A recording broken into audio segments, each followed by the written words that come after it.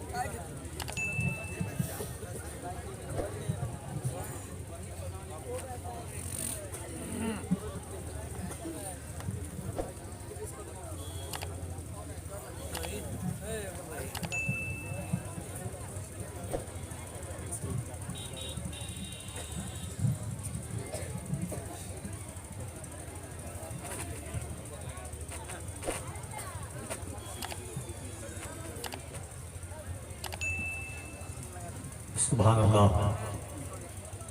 صدر جلسہ شیخ طریقت مخدوم گرامی وقار شہزادہ رسول اکرم والے نبی اولاد نبی،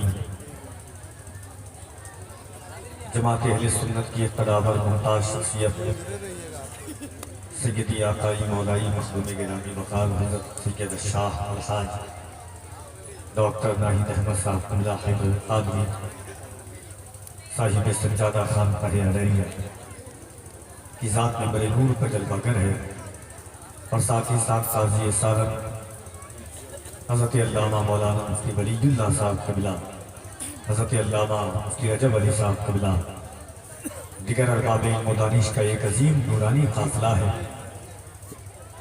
دنیا کے تاج و تخت دنیا میں ہی رہ جاتے ہیں، مگر محسن انسانیت نے جو علماء کے سر پر علماء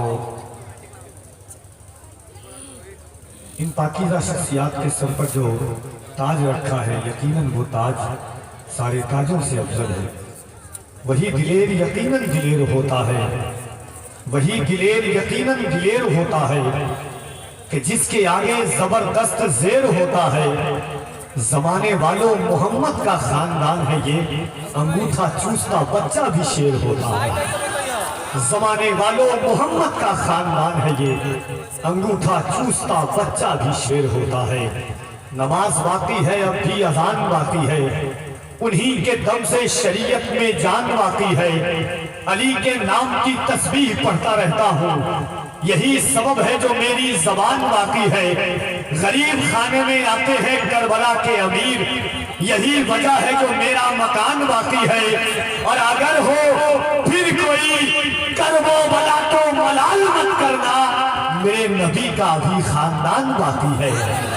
اگر ہو پھر کوئی کرب و بلا تو ملال مت کرنا، میرے نبی کا بھی خاندان باقی ہے۔ ہر جہت سے، ہر زاویے سے، ہر نہت سے یقیناً یہ فیضان علم کانفرنس دارالعلوم امام احمد رضا کی حضرت حافظ و قاری ناہید صاحب قبلہ اور جملہ اساتذہ کرام کی محنت شاطہ، اراکین منتظمین کی نالہ نیم شبی دعائے سحرگاہی رنگ لائی۔ یہ نکھت، یہ نور، یہ رنگ، یہ آہن یقیناً جب دعائیں محبتوں کے ساتھ باب اجابت سے ٹکراتی ہے تب کہیں جا کر کے ایسی راتیں دستیاب ہوتی ہے۔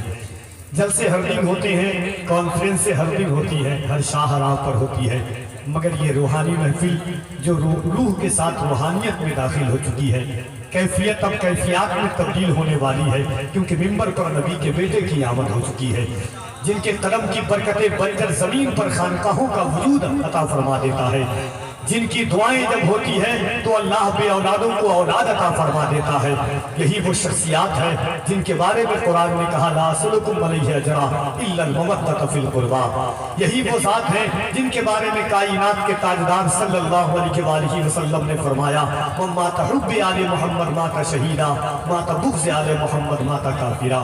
یہ وہ شخصیات ہیں جن کے قدم کی برکتوں سے اللہ دل کے بجھے ہوئے چراغ کو روشن کر دیتا ہے. ایک بار نبی کے بیٹے کی موجودگی میں گواہ بنائیں. ممبر شریف پر ذمہ دار علماء کرام تشریف رکھتے ہیں. قرآن کہتا ہے یومئذ تحدث اخبارہا. قیامت کے دن ذرہ ذرہ گواہی دے گا کس نے کیا عمل کیا, کیسا عمل کیا, کہاں پر عمل کیا, کب عمل کیا. اللہ فرماتا ہے الیوم نختم علی افواہہم وتکلمنا ایدیہم. کل قیامت کے دن اللہ تمہاری زبان پر مہر لگا دے گا, تمہارے ہاتھ بولیں گے کیا کیا. حدیث پاک میں تمہاری آنکھیں گواہی دیں گی کیا دیکھا, تمہارے قدم گواہی دیں گے کس طرف بڑھایا. دل پر ہاتھ رکھ کے بولو کل قیامت کا دن ہوگا. زمین تانبے کی ہوگی, آسمان فولاد کا ہوگا. نہ بیٹی باپ کی ہوگی نہ باپ اولاد کا ہوگا. ایسے عالم میں نبی کا بیٹا اگر گواہی دے دے مالک تیرے محبوب کی امت گنہگار تھی مگر غدار نہیں تھی, ان ہاتھوں کو اٹھا کر یا رسول اللہ کہہ رہی تھی, تو ان کی گواہی میدان محشر میں بخشش کا ذریعہ بن جائے گی. ہے کہ نہیں؟ کہتے ہیں سبحان اللہ. نگاہوں کو پاک کر لیں آج ان علماء کرام کے پاکیزہ چہرے کی زیارت سے. وقت بہت کم ہے اور جماعت اہل سنت کے اس خطیب کے خطاب کو آپ کو سننا ہے. یقین مانیے آج نہیں, تقریباً میں 6-7 سال سے ایک بات کہتا ہوں. علامہ سلطان رضا صاحب قبلہ اور اسٹیج کے لوگ جانتے ہیں. جلسے ہر دن ہوتے ہیں, گفتگو ہر دن ہوتی ہے. روایتی گفتگو کے عادی جو شخصیات نہیں ہیں ان میں ایک ذات ملک ہندوستان میں جن کی گفتگو کو لوگ اصلاحی غرض و غایت سے سنتے ہیں. جس جلسوں میں جس علاقوں میں یہ احساس ہوتا ہے کہ ہمیں معاشرے کو تبدیل کرنا ہے, فکروں کو عروج عطا کرنا ہے, دل کے نہا خانوں میں اس کے رسالت کے چراغ کو روشن کرنا ہے, فکر کو پاکیزگی عطا کرنی ہے, ذہن کو بالیدگی عطا کرنی ہے. ایسے شہروں اور ایسے جلسے کے اراکین اگر انتخاب کرتے ہیں ان شخصیات کا تو ان میں ایک شخصیت آتی ہے جسے دنیا علامہ سلطان رضا صاحب قبلہ کے نام سے جانتی ہے. اگر جہیز پر بولے تو لوگوں کے دل کی سلوٹیں جہیز کے خاتمے کے لیے تیار ہو جاتی ہے. اگر صلاۃ و سلام پر بولے تو لوگوں کا ذہن اور ایمان مسجد کی طرف جانے کے لیے گامزن ہو جاتا ہے. اگر یہی شخص عقیدہ اہل سنت پر بولے تو لوگ سرکار اعلیٰ حضرت کے فکروں کے متحمل ہوتے ہوئے نظر آئیں. وہ ذات علامہ سلطان رضا صاحب قبلہ کی ہے. وقت بہت کم ہے, کام بہت زیادہ ہے, اسی لیے بغیر کسی تجزیہ اوقات کے بس اختر بھائی نے شہر مصطفیٰ کی بات کی تھی, 2 شعر پڑھوں گا. میں چاہتا ہوں کہ ایک بار پورا مجمع اپنے ہاتھوں کو اٹھائے اور دل لگا کر کے کہہ دیں یا رسول اللہ. محبت کے ساتھ دیکھیں روح روحانیت میں تبدیل ہو جائے, کیفیت کیفیات سے مزین ہو جائے. میں بھی چاہتا ہوں, آپ بھی چاہتے ہیں. تو ایسی محفل کبھی کبھی سکتی ہے جو نگاہوں کے دائرے میں ابھی قید ہو رہی ہے. تو میں چاہتا ہوں کہ پاکیزگی کے ساتھ حضور کو حاضر و ناظر بنا کر کے دونوں ہاتھوں کو اٹھا کے کہہ دیں یا رسول اللہ. شعر دیکھیے گا. چاہتا ہوں کہ کچھ ہو گیا ہے گنبد خضرا کے آس پاس. دعائیں چاہتا ہوں, یہ میرا تجربہ ہے ذاتی الحمدللہ, کہ کچھ ہو گیا ہے گنبد خضرا کے آس پاس, دل کھو گیا ہے گنبد خضرا کے آس پاس. کچھ ہو گیا ہے گنبد خضرا. چوتھا مصرع پہلے کہے گا آپ کو کہ آپ سبحان اللہ کہیں, کہ کچھ ہو گیا ہے گنبد خضرا کے آس پاس, دل کھو گیا ہے گنبد خضرا کے آس پاس. پوچھے ہیں اس کی آنکھ سے آنسو حضور نے جو رو دیا ہے گنبد خضرا کے آس پاس. پوچھے ہیں اس کی آنکھ سے آنسو حضور نے, پوچھے ہیں اس کی آنکھ سے آنسو حضور نے, پوچھے ہیں اس کی آنکھ سے آنسو حضور نے جو رو دیا ہے گنبد خضرا کے آس پاس. گنبد خضرا کے آس پاس, دل کھو گیا ہے گنبد خضرا کے آس پاس. پوچھے ہیں, میں جب شہر مصطفیٰ گیا 14 رمضان شریف, 14ویں کا چاند آسمان پہ چمک رہا تھا پورے شباب کے ساتھ میں. ہم تمام لوگ بیٹھے ہوئے تھے. میں نے کئی دفعہ مفتی صاحب قبلہ شریف کا ذکر کیا ہے. گنبد خضرا کے 313 نمبر گیٹ کے پاس میں بیٹھا ہوا تھا. کبھی 14ویں کے چاند کو دیکھتا, کبھی گنبد خضرا کو, کبھی 14ویں کے چاند کو, کبھی گنبد خضرا کو. دل نے کیفیت کا نقشہ کھینچا تھا چاند اور حضور کے. شاید میر نے پہلی دفعہ غزل میں یہ قافیہ استعمال کیا تھا، نعت میں علامہ نعمان اختر استاد گرامی کے حوالے سے اور ان کی فکروں کو اس میں پیوست کرتے ہوئے یہ 4 مصرع میں نے کہا تھا۔ دعائیں چاہتا ہوں آپ کی کہ نیلا عنبر ہرا سا لگتا ہے، نیلا عنبر ہرا سا لگتا ہے، دامن مصطفیٰ سا لگتا ہے، جب سے دیکھا حضور کا روضہ چاند بھی سانولا سا لگتا ہے۔ نیلا عنبر ہرا سا لگتا ہے، دامن مصطفیٰ سا لگتا ہے، جب سے دیکھا حضور کا روضہ چاند بھی سانولا سا لگتا ہے، جب سے دیکھا حضور کا روضہ۔ تہذیب و تمدن کا قرینہ ہی بہت ہے، مومن کے لیے مکہ مدینہ ہی بہت ہے، رہنے کو اگر ہم کو بھی مل جائے مدینہ 1 سال نہیں 1 مہینہ ہی بہت ہے، رہنے کو اگر ہم کو بھی مل جائے مدینہ۔ آئیے محبتوں کے ساتھ نباز فطرت باعث اہل سنت حضرت علامہ مفتی سلطان رضا صاحب قبلہ سیبانی کا استقبال پورا مجمع شہزادہ رسول نبی کے بیٹے۔ دیکھیے ایک بات کہ بھی نبی کے بیٹے کا تصور ذہن میں آئے تو ایک خاکہ، کئی خاکے کھینچنے سے پہلے ایک خاکہ کھینچیے گا کہ یہ وہ ذات ہے، یہ وہ شخصیت ہے کہ اگر آج بھی خون بہے گا تو یہ وہی خون بہے گا جو کربلا کے میدان میں بہا تھا۔ دنیا جتنا تبصرہ کر لے نبی کے شہزادوں پر، مگر بریلی کے تاجدار کا ایک شعر نقش کر دیا گیا ہے ہر فکر پر کہ تیری نسل پاک میں ہے بچہ بچہ نور کا، تو ہے عین نور تیرا سب گھرانہ نور کا۔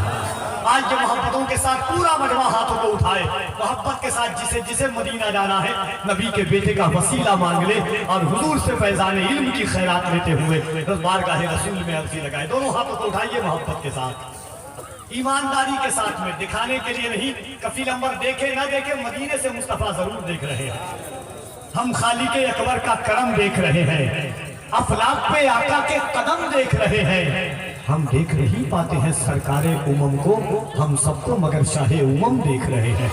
تو محبت کے ساتھ دل لگا کر کے نعرہ تکبیر، نعرہ رسالت، فیضان غوث اعظم، فیضان غریب نواز، فیضان مخدوم اشرف، فیضان مخدوم بہار، مسلک اعلیٰ حضرت اعداد احمد آل رسول، علماء اہل سنت، نعرہ تکبیر، نعرہ رسالت۔ حضرت علامہ مفتی سلطان رضا صاحب قبلہ کی بارگاہ میں کفیل عنبر یہ کہتے ہوئے سرائے عرض تمنا کے تکمیل کی دعوت دے رہا ہے کہ پھر ایک بار در انقلاب تک لے چل، پھر ایک بار در انقلاب تک لے چل، نئی صدی کو رسالت مآب تک لے چل، پھر ایک بار در انقلاب تک لے چل، نئی صدی کو رسالت مآب تک لے چل،